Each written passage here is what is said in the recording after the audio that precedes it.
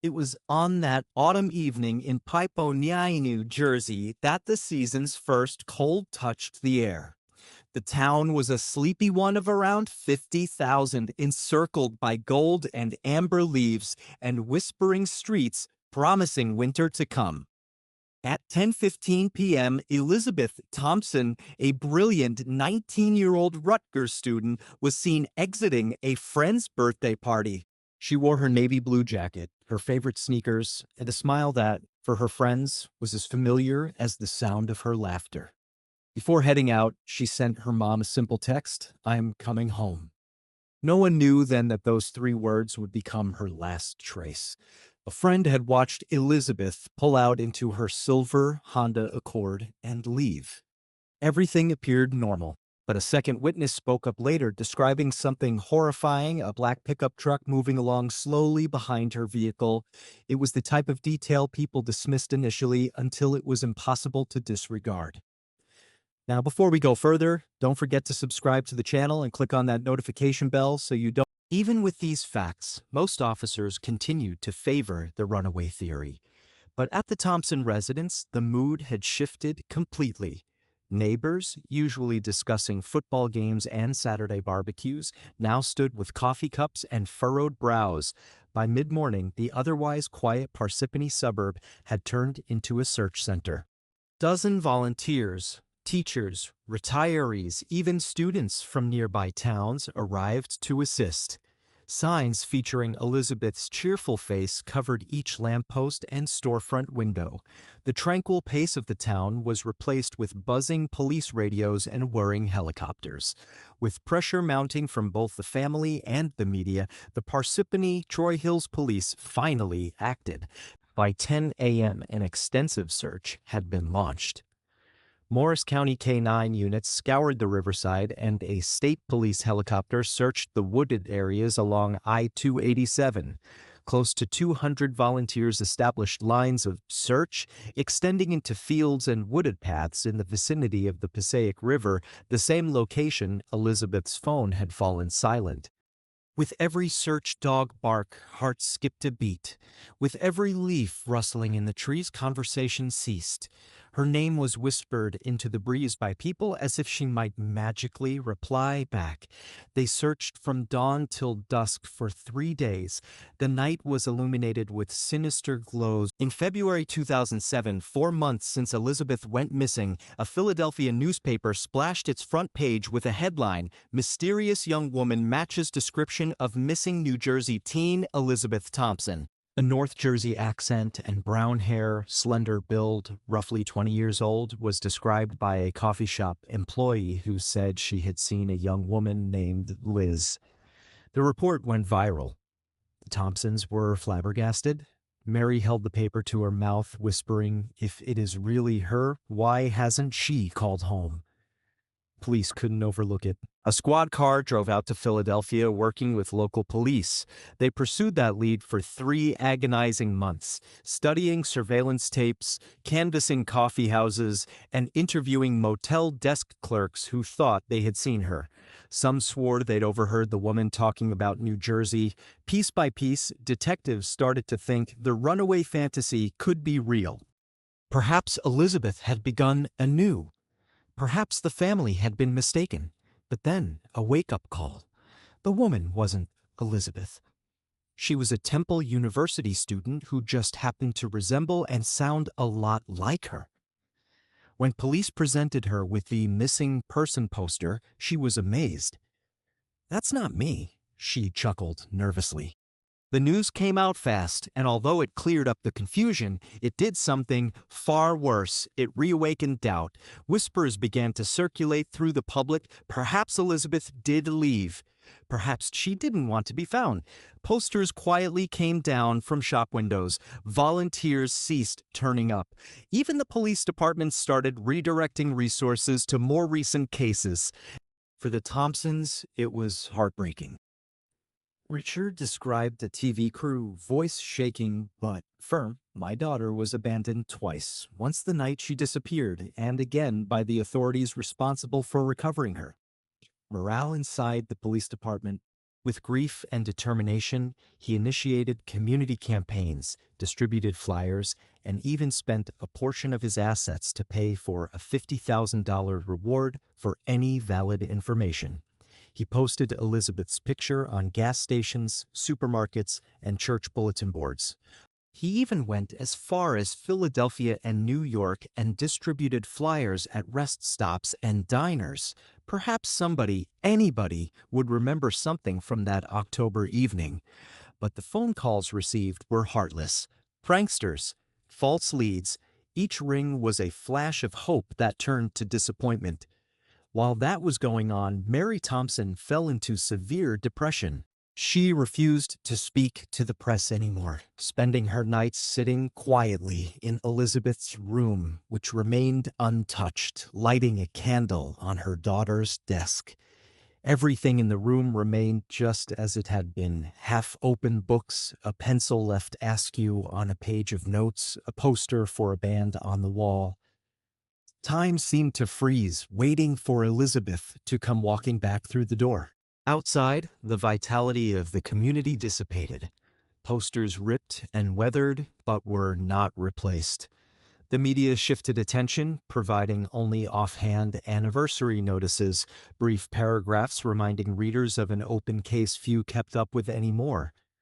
Within police circles, young officers occasionally reviewed the file and shook their heads at the blunders. No cross-examination, unverified witnesses, contaminated evidence, one wrote in an internal note. If we'd done it right from the start, this wouldn't be a cold case. But those words, like so many before, never led to action. By the winter of 2008, Parsippany was overwhelmed by a thick gloom. On Thompson Street, the candle in Elizabeth's window burned every night, a delicate reminder of the resistance of one family to give up. But in the county records, her bulky case file was sealed and quiet, its pages unruffled. The case of Elizabeth Thompson had receded into shadows, surviving only in the pain-filled memories of those who cared for her and in the silent shame of a system that had let her down. Local fishermen, paddling close to an old bridge curve, caught sight of something metallic shining in the sun. It appeared to be scrap metal or a machine part at first. As they paddled closer, they could see a bent structure rising out of the mud, a vehicle. They reported the police. In a matter of hours, the site was sealed off. Dive crews reported in together with a heavy crane and a dozen onlookers holding their breaths. The recovery was painfully slow. The car had been submerged deep for 14 long years. At last, as the crane began to lift the mud-clad chassis out of the river, the brown gunk peeled off to display a faded logo, a Honda Accord. Richard Thompson was at the river's edge, shaking. He didn't have to see the license plate. He knew already. As the vehicle came all the way out of the river, there was silence all around. When divers broke open the rusted driver's door, a chilling sight was found inside. The skeletal remains of a human still buckled into the seatbelt. The clothing nearly all worn away, small, lingering bits of fabric adhering to the bones. On one of the skeletal hands was a silver ring. On the passenger seat was a tarnished heart-shaped pendant unmistakable. At once, Richard knew it, a necklace he had presented to Elizabeth on her 18th birthday. He wept uncontrollably on the riverbank. There were no test results necessary. They already knew it in the... With Paul Hernandez now officially attached to the case, investigators went back through his history. He was born in 1985, grew up in Newark, and resided just more than 20 miles from Parsippany for most of his life. His past was complicated: high school dropout, series of manual labor jobs, and long-standing battle with alcohol. The 2015 DUI was only the beginning. Underneath it was a trend: small skirmishes with the law, bar brawls, and disorderly conduct tickets. Nothing significant enough to get him locked up for extended periods of time, but enough to create a picture of a man who couldn't seem to keep out of it. Paul Hernandez was not a familiar face in his Newark neighborhood. He went unnoticed, just another face among the crowd, another man struggling to make ends meet. But now, That same man's DNA had appeared in the backseat of Elizabeth Thompson's vehicle. For the cold case unit, the news came like a thunderbolt, half shock, half relief. For years, they'd pursued false leads, ex-boyfriends, vagrants, strange rumors overheard in small-town bars. Now, finally, a name. A human being. A forensic connection. The internal memo from the team held the tone exactly right for the first time since 2006. We have a suspect with an established forensic link. No more speculation. No more pursuit. To Richard Thompson, the news was painful and emancipating.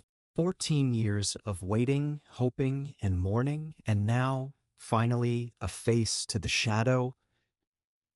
In a subdued interview, he said quietly, "His name doesn't matter. What matters is someone finally has to answer for my daughter's death." From that point, Paul Hernandez, once merely a name on a 2015 DUI report, became the focal point of a 14-year-old's sleep on murder investigation. To learn from past mistakes, Parsippany Troy Hills Police Department designated a new lead detective, Detective Laura Hernandez. She had the same last name as the suspect, but was not related to him. But what the department knew about her was different: a keen eye for detail and a rare talent. Finally, a 14-year quest took a turn. Paul Hernandez was no longer a background note in a DUI record or an unidentified DNA strand. He was the main suspect, cuffed, and for the first time since that drizzly October evening in 2006, justice was within reach for the Thompsons. Following his arrest, investigators also broadened the investigation of his online record. Computers, telephones, and ancient hard drives were taken from his house under a warrant. They were mostly outdated, files erased or covered over, but sophisticated 2021 forensic recovery yielded cold clues. One shocking find, October 12th and 13th, 2006, browser cache records mere days before Elizabeth vanished. Residual searches included how to dump a car in river without trace, best way to sink vehicle fast, remove fingerprints from seatbelt buckle. The message was unmistakable: jailbreak, premeditation. Paul had learned precisely how to eliminate a vehicle prior to the crime. Additional digital evidence came to light: a May 2007 draft of an anonymous email, sent during public speculation about Elizabeth having been seen in Philadelphia. Sent to the Thompsons tip line, it stated, "Elizabeth ran away. Stop looking. She doesn't want to come back." At the time, the family had taken it as a heartless hoax, but IP tracking, forensics attested, came from Paul Hernandez's Newark residence. Not only had he murdered Elizabeth, police discovered in a closet a number of ancient jackets, one a heavy wool polyester mixture similar to that discovered within the back seat of the car. It was all bagged, photographed, and sealed. The scene report was unadorned. Recovered incriminating items: river map with etchings, personal diary citing October 14th, potential clothing matching fiber evidence. As Paul was escorted out in handcuffs, neighbors glanced through blinds. He yelled, "They're framing me. I didn't do anything." But the picture under those bright police lights, his head bowed, wrists cuffed, spoke for itself.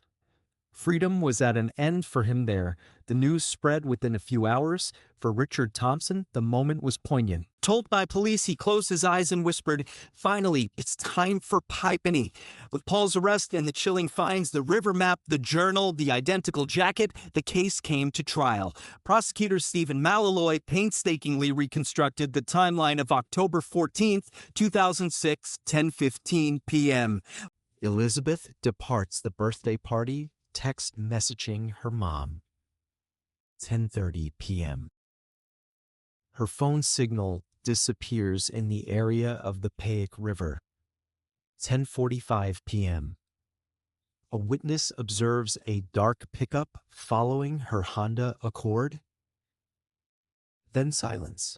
Against this chronology, prosecutors deposited their evidence: Paul's DNA on the fabric of the car, his 2006 internet searches for sinking cars, the 2007 hoax runaway email, and the items found in his apartment. The Morris County Courthouse was filled with reporters before daybreak. A phalanx of cameras trailed police escorts. Dozen upon dozen of silent jurors sat inside, their eyes locked on the accused who never let a young woman live and kept her secrets buried for 14 years. The courtroom had at last breathed a sigh of relief. Paul Hernandez had, after 15 years of unasked questions, terror, and sorrow, been convicted of first-degree murder and sentenced to life without parole. The sound of the judge's gavel appeared to let out decades of held breath, not just for the Thompsons, but for a community who had had Elizabeth's vanishing hovering over their lives. For Richard Thompson, more than 70 now, the verdict was a poignantly mixed ending. In front of reporters with tears streaking down his face, he simply said, "Finally, Elizabeth's name has justice. I can rest in peace." Mary Thompson had died in 2012, never finding out the truth, but Richard felt her passing now dignified.